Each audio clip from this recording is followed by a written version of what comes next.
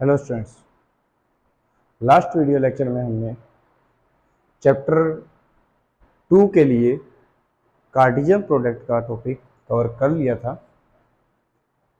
आज जो हमें कवर करना है वो है हमारे पास एक नया टॉपिक रिलेशन। रिलेशन जो है हमारे पास बिल्कुल सेम वैसा ही दिखाई देता है जैसा हमारे पास लाइफ के जनरल रूल्स के अंदर हमारे पास रिलेशन होता है। मैथमेटिकली भी रिलेशन कुछ वैसे से होता है। अगर हम इसे बहुत सिंपल से एग्जांपल से बहुत आसान से समझ सकते हैं। अगर मैं एग्जांपल की बात करूँ तो मैं आपकी तरफ से अपनी तरफ से एक एग्जांपल लिख रहा हूँ जिससे आपको ये क्लियर हो जाएगा कि वास्तव में रिलेशन बहुत इजी कंसेप्ट है। जैसे मैंने लिखा कि Ram is brother of Shyam. ये एक रिलेशन है। किस किस का? राम का रिलेशन है किसके साथ? श्याम के साथ। क्या रिलेशन है? ब्रदर का। बिल्कुल क्लियर है। ये हमारे पास जर्नल लाइफ का एक सिंपल सा एग्जांपल है जो बेसिकली हर जगह लिखा जाता है कि Ram is a brother of Shyam. अगर मैथमेटिकली मैं बात करता हूं इसके अंदर तो मैं ये कहूंगा जैसे x इज स्क्वायर ऑफ 5 या फिर x is cube of y। ये क्या शो कर रहे हैं? मैथमेटिकल रिलेशन को। किसका? x का। किसके साथ? y के साथ। क्या रिलेशन है? स्क्वायर एंड क्यूब का।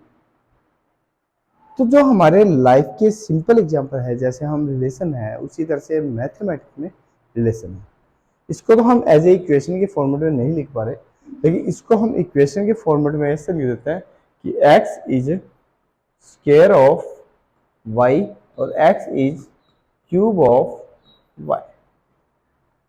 ये होगी इसकी मैथमेटिकली रिप्रेजेंटेशन। यानी कि आप ये कह सकते हो जो आप इक्वेशंस लिखा करते थे they will represent to an relation in this chapter. वो यहाँ पर एज ए रिलेशन के नाम से प्रेजेंट हो गए। अब इनको रिलेशन के नाम से प्रेजेंट करने के पीछे कुछ छोटी छोटी चीजें हैं जो हमें वो समझाना चाहता है, जो हमें बताना चाहता है। चलो, कार्टेशियन प्रोडक्ट का भी यहाँ यूज रहेगा, सेट्स का भी यहाँ यूज रहेगा, सारी चीजें मिलकर के काम करेगी हमारे पास। बढ़ते हैं हम कुछ आगे। तो रिलेशन की एक पहले डेफिनेशन के बारे में पढ़ लेते हैं कि रिलेशन कहता क्या है, उसके बाद में हम उसके बाद में पढ़ेंगे। कहते हैं a relation R from a non empty set A. जो आपके सामने डेफिनेशन रखी हुई है कि a relation R from a non empty set A to a non empty set B. तो सेट है ए टू बी, ए से लेके बी तक। ये मान लो आपका ए सेट है इधर और इधर आपका बी सेट है, दोनों नॉन एम्प्टी है। ए टू बी के लिए बात हो रही है। Is a subset of the Cartesian product A cross ए। ये क्या होगा? जो आर है, जो रिलेशन है, वो सबसेट होगा हमेशा ए क्रॉस ए का। ये हमेशा याद रखिए। जो आर है वो क्या होगा? ए क्रॉस ए का सबसेट बनेगा। अब आप सोच रहे हो कि ये कैसे है, क्या चीज है? चलो बताते हैं। ये एग्जांपल से ही हम समझने की कोशिश करेंगे कि ये कहना क्या चाहता है। अगर इसकी बात को समझने की कोशिश की जाए तो मैं सिंपल से ये कह सकता हूं, मैंने एक सेट लिया ए। मैंने एक सेट दिया ए। ए सेट में मैंने एलिमेंट लिए 1 2 3। मैंने एक सेट लिया बी जिसमें मैंने एलिमेंट लिए 1 4 9। मैंने एलिमेंट दिए 1 4 9। मेरा ए क्रॉस बी क्या आएगा?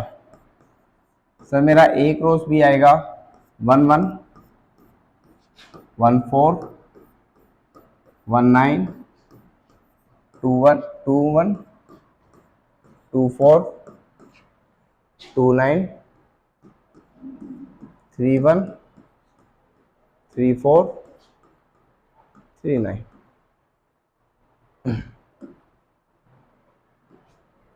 मैंने अपनी तरफ से एक आर डिफाइन किया है ए टू बी के लिए, मैंने अपनी तरफ से एक आर डिफाइन किया है फ्रॉम ए टू बी।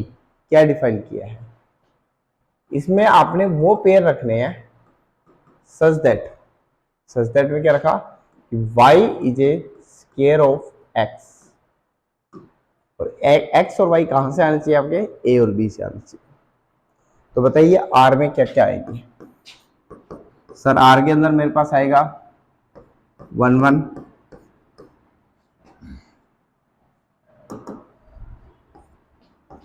उसके बाद क्या आएगा मेरे पास y, x को मैं अगर 2 लेता हूं तो y 4 आएगा, x को 3 लेता हूं तो y 9 आएगा। सर बिल्कुल आएगा। तो जो मेरे पास r डिजाइन किया जाएगा उस सेट में से, वो कुछ एलिमेंट को तो वहां से रख लेगा और कुछ को वो छोड़ देगा, क्योंकि वो वहीं से कुछ कंडीशन के ऊपर बन रहा है। जब आपके पास कोई कंडीशन लग जाती है तो सारे एलिमेंट वहां एंटर हो ऐसा जरूरी नहीं होता, कुछ रह जाते हैं। तो हमने ये देखा कि जो इसमें आर डिफाइन हुआ, this is the subset of A cross B. तो हमेशा रिलेशन आपका सबसेट मिलता है ए क्रॉस बी। हाँ, हो सकता है वो उसके इक्वल हो जाए, पर वो उसका सबसेट तो कन्फर्मली होता है, उससे बड़ा कभी नहीं होता। तो सब रिलेशन होने के लिए आपको ये कंडीशन ट्रू होनी चाहिए कि R is a subset of A cross B, या फिर ए टू ए है तो ए क्रॉस ए, यानी कि जो रिलेशन है वो कार्टेशियन प्रोडक्ट का क्या होता है, एक सबसेट होता है वैसा। ये इसकी डेफिनेशन है, ठीक है। और डेफिनेशन के अकॉर्डिंग हमें देखो बहुत ज़्यादा यूज नहीं है डेफिनेशन का हमारे सिलेबस में, लेकिन कुछ क्वेश्चन बना लिए जाते हैं, इसके बेस पे भी बन सकते हैं, पॉसिबल है। अब इसके अंदर जो एक छोटी सी बात आपको इसमें दिखाई भी दे रही होगी, जैसे इमेज शब्द यूज हुआ है, डोमेन शब्द यूज हुआ है, रेंज है, कोड मेन है, ये सारी कहानी क्या है बताते हैं आपको। अगर मैं इस कहानी के बारे में बात करूं, डोमेन, रेंज, कोड मेन वगैरह समथिंग, तो इसको हम एक वेन डायग्राम से समझने की कोशिश करेंगे, ठीक है। कैसे समझेंगे वो देखो, मैंने एक रिलेशन डिफाइन किया है from the set A to set B. Clear. A set में मेरे पास नंबर ऑफ एलिमेंट रखे गए थे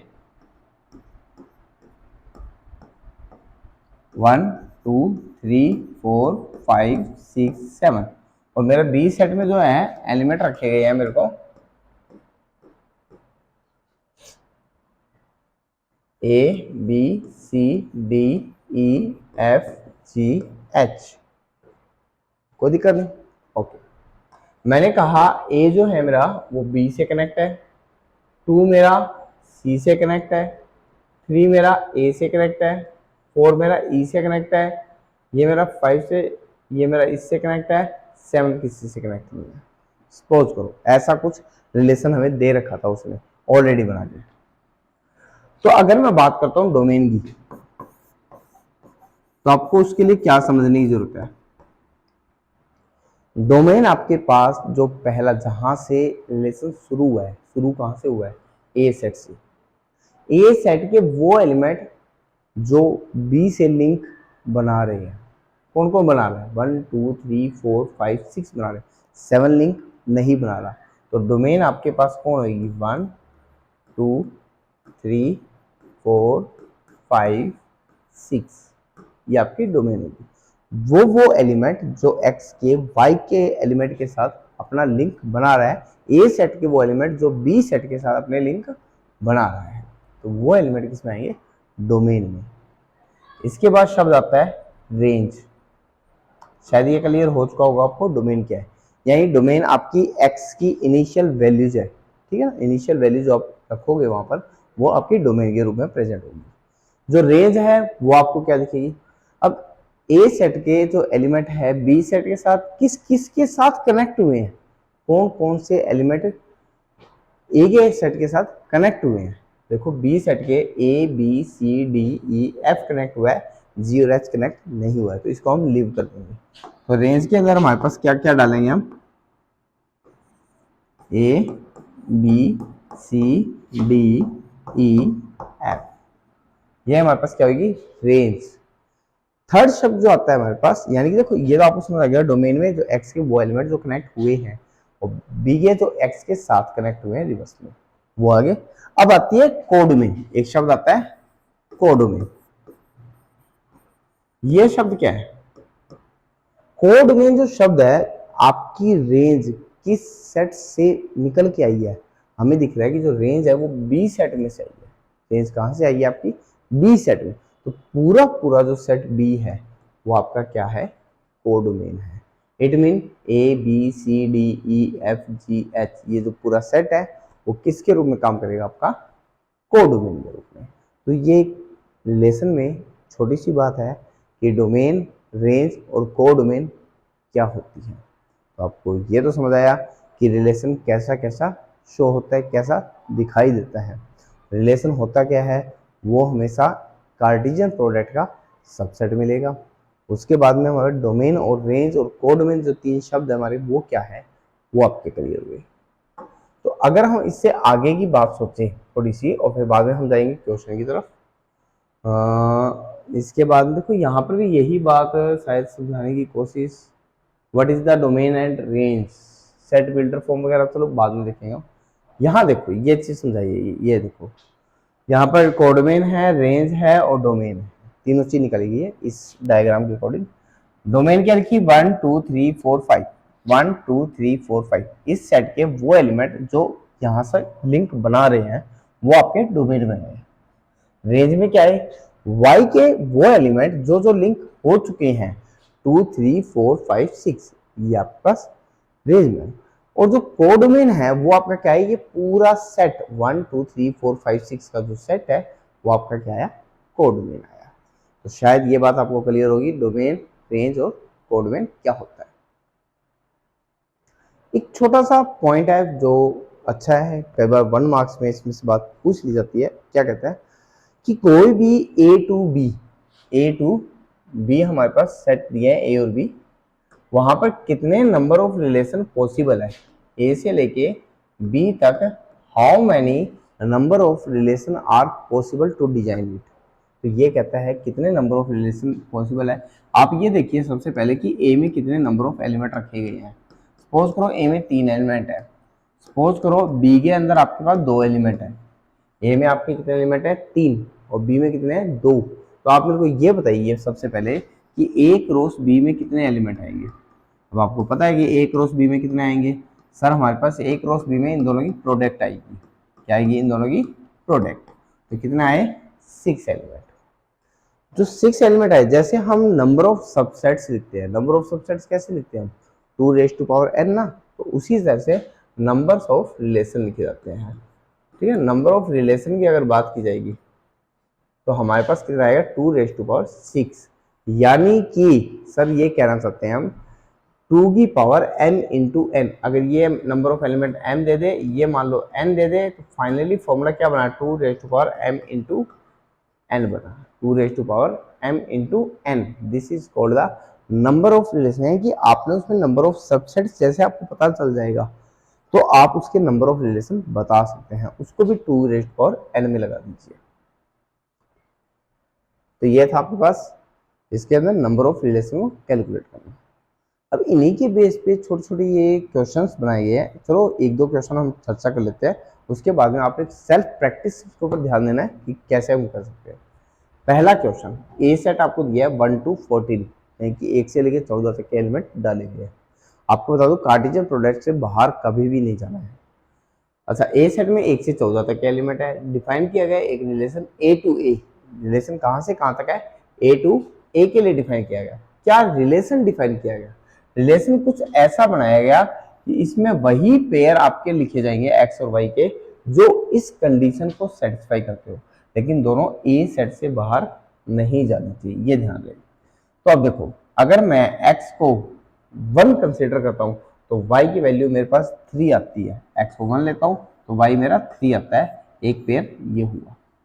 अगर मैं x को 2 कंसिडर करता हूं तो y मेरा 6 आता है, तो ये मेरा 2 6 का सेकंड पेयर हुआ।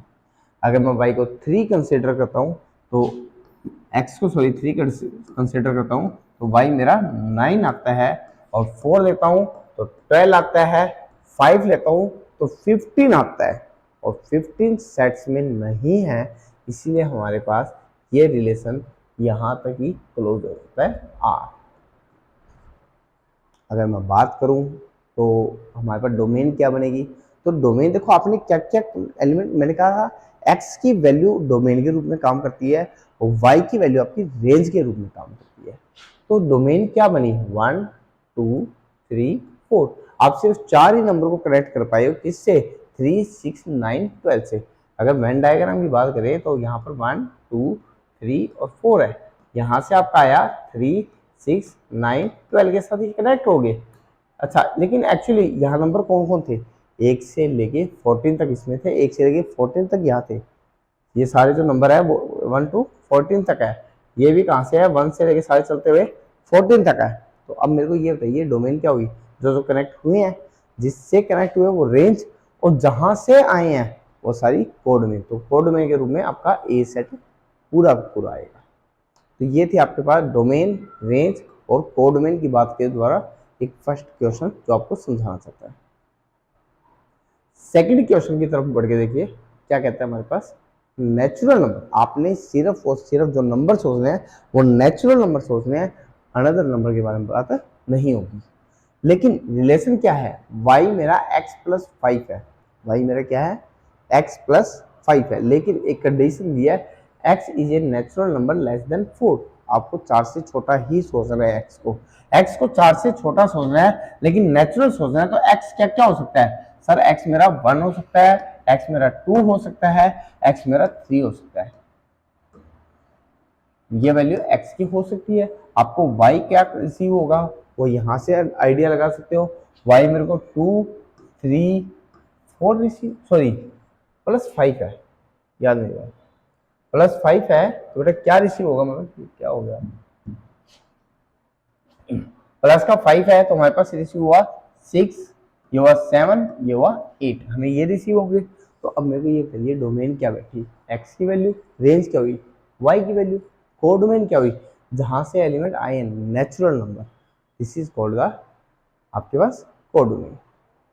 तो इन्हीं के बेस पे आपने इन सम्स को अंजाम देना है, सोल्व करना है कि ये कहना क्या चाहते हैं। यहाँ पर आपको कुछ भी नहीं मांगा है, बहुत इजी से स्टेप्स के अंदर छोटी छोटी बातें पूछी गई है, बहुत आसान से क्वेश्चन है। यहाँ आपको एक्स और वाई का डिफरेंस को लेकर बात की गई है, और यहाँ पर आपको roster form, set builder form वगैरह इसकी लिख के बतानी है। आपको क्या दिख रहा है इसमें, रिलेशन क्या दिख रहा है, सर मेरे को तो रिलेशन इसमें 2 का डिफरेंस दिख रहा है, इन दोनों में एक्स और वाई में 2 का डिफरेंस है, ठीक है ना। तो वो आप लिख के बता सकते हो अपना रिलेशन। उसके बाद में वो roster form, set builder form हम लिख देंगे, डोमेन रेंज हमें पता लग जाएगी। यहाँ पर भी एग्जैक्टली डिविजिबल बाई, वो उसके अकॉर्डिंग आपने लिखना भी कौन कौन डिवाइड हो रहा है।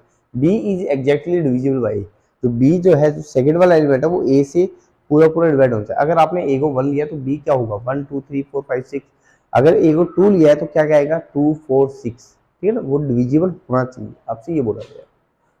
कोडोमेन वगैरह निकालनी है। तो आई थिंक इस एक्सरसाइज में ऐसा कोई भी क्वेश्चन नहीं है जो आपको प्रॉब्लम क्रिएट करे। बहुत इजी एक्सरसाइज डिजाइन की गई है रिलेशन की, और रिलेशन का जो आगे जो कंसेप्ट आता है वो आपका +2 में आता है। इसके बाद में आते हैं रिफ्लेक्सिव, सिमेट्री, ट्रांजिटिव टाइप के कुछ रिलेशंस है, वो आप 10+2 में पढ़ते हो। तो यहाँ पर रिलेशन का ये छोटा सा टॉपिक था जिसको आपने कवर करना है अपना। और रिलेशन के बाद जो हमारा नया टॉपिक आएगा वो आएगा फंक्शन, जिसे हम नेक्स्ट आने वाली वीडियो में पढ़ेंगे। अब आपने ये चीज़ समझ चुके हो बहुत अच्छे से कि जो भी चीज़ होती है वो कॉन्सेप्ट बेस्ड होती है, ठीक। वीडियो को हमेशा पूरा देखा करो, और जितना हो सके कोशिश करें उसको पूरी तरह से गहराई से समझने। अगर कोई बात रह जाती है, आपसे स्किप होती है, तो उसको रिपीट कर ले ताकि वो चीज़ आपकी क्लियर हो सके। मिलते हैं नेक्स्ट वीडियो में, तब तक के लिए enjoy your day with your family. Thank you, have a nice day.